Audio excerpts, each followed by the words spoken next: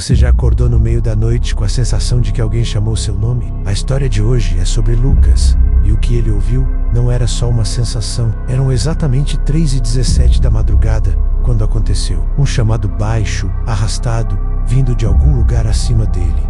Lucas, o som parecia se esticar pela casa silenciosa. Lucas se levantou, o coração já batendo mais forte. Olhou pela janela, vasculhou os corredores. Nada. A casa estava vazia, trancada, mas a voz parecia ter vindo do telhado. Ele tentou se convencer de que era um sonho, mas o arrepio na nuca dizia o contrário. Na manhã seguinte, um sol fraco iluminava o quintal. Ao sair para o trabalho, Lucas olhou para cima, para o telhado, e sentiu o estômago gelar. Na borda, bem acima da janela do seu quarto, havia marcas profundas nas telhas, como se garras tivessem se fincado ali com força. E o mais estranho, uma trilha de pegadas que não pareciam humanas. Eram peçudas, deformadas, e o padrão indicava que o que quer que estivesse ali andava de quatro. Naquele momento, uma sensação terrível começou a tomar conta dele, a de que estava sendo observado. Durante a tarde, a imagem das pegadas não saía da cabeça de Lucas.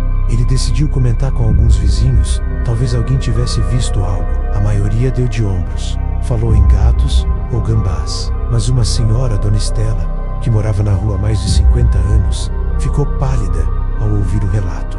Ela o puxou para um canto e, com a voz trêmula, contou uma história antiga da região. Uma lenda sobre uma criatura que vive nos telhados, uma coisa que imita vozes humanas para atrair suas vítimas. Ela disse que a criatura só aparece para quem está marcado. E antes de se afastar, ela segurou o braço de Lucas com força e disse: "Menino, se ela te chamar de novo, pelo amor de Deus, não responda."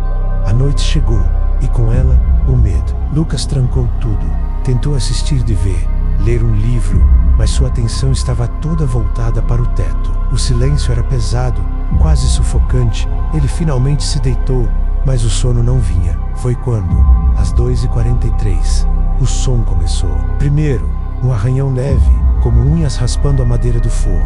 Depois, o sussurro, muito mais perto desta vez, quase dentro do quarto.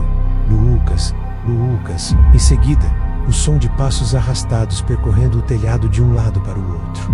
Algo rastejava.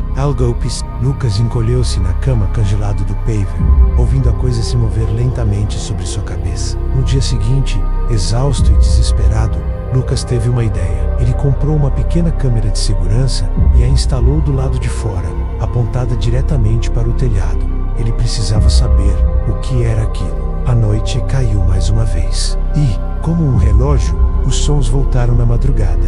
O chamado, os arranhões. De manhã, com as mãos tremendo, ele pegou o celular para revisar as filmagens. A maior parte era apenas o telhado escuro, mas então, o sensor de movimento havia ativado, e o coração de Lucas disparou. Na imagem granulada, uma forma se movia, um ser contorcido, magro, de pele pálida e esticada sobre os ossos. Ele se movimentava de quatro, como um animal doente, os membros se dobrando em ângulos impossíveis. Em certo momento, a criatura para. Sua cabeça gira de forma completamente antinatural, como a de uma coruja, até encarar a lente. E então, ela sorri.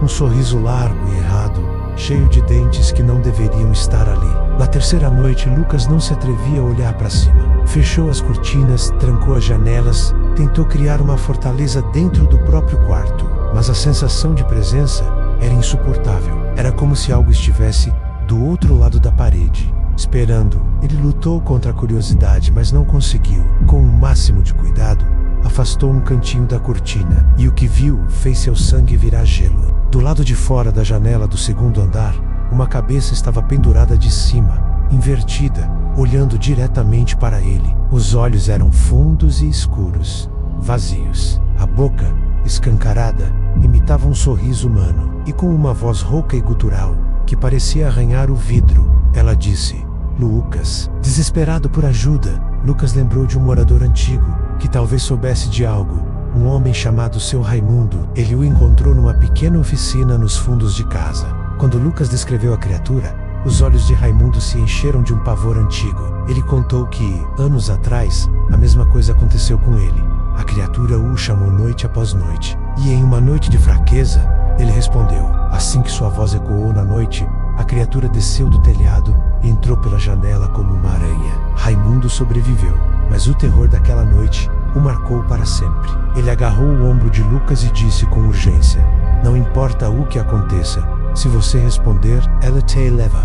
A tensão se tornou quase física. Lucas tentava ignorar, colocar fones de ouvido, mas a criatura parecia saber. A voz dela estava mudando, ficando mais real, mais humana. Agora ela não apenas o chamava, mas imitava vozes que ele amava. A voz de seu pai, a voz de sua melhor amiga. Cada chamado era uma facada no peito, uma isca quase irresistível. A tentação de responder, de gritar para que parassem com aquela brincadeira cruel, era quase insuportável.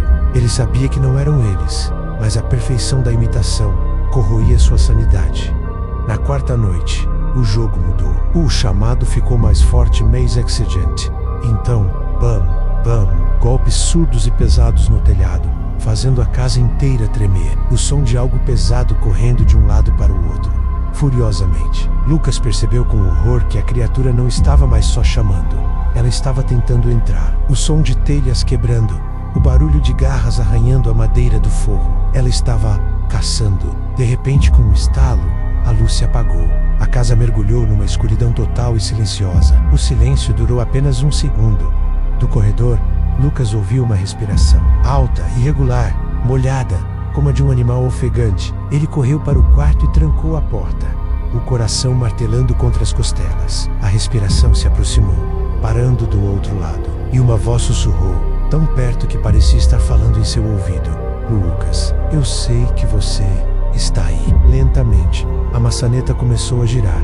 A criatura forçava a porta, mas a tranca resistia. Lucas recuou até a parede mais distante, os olhos fixos na fresta inferior da porta. Foi quando ele ouviu um som pavoroso, o som de ossos estalando, quebrando e se realocando.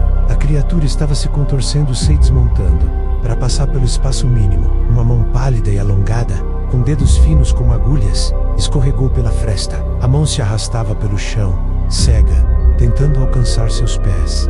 Lucas prendeu a respiração, recuando ainda mais, e do outro lado da porta, ele ouviu uma risada fina, quebrada, que não pertencia a este mundo. E então, um silêncio absoluto.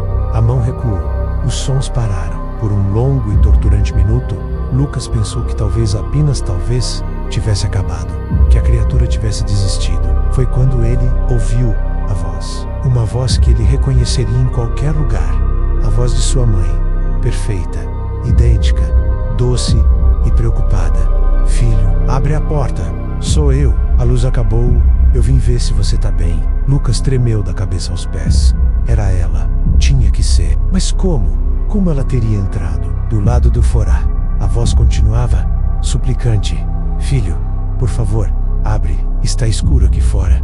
Pela fresta da porta, a mão gelada e pálida continuava tateando o chão. Lucas estava encurralado, o rosto banhado em suor frio, o desespero tomando conta. Ele precisava decidir: abrir a porta e talvez abraçar sua mãe, ou esperar até o amanhecer, rezando para que aquilo do outro lado não fosse ela. Lembre-se sempre, quando algo no telhado chamar pelo seu nome, não responda nunca.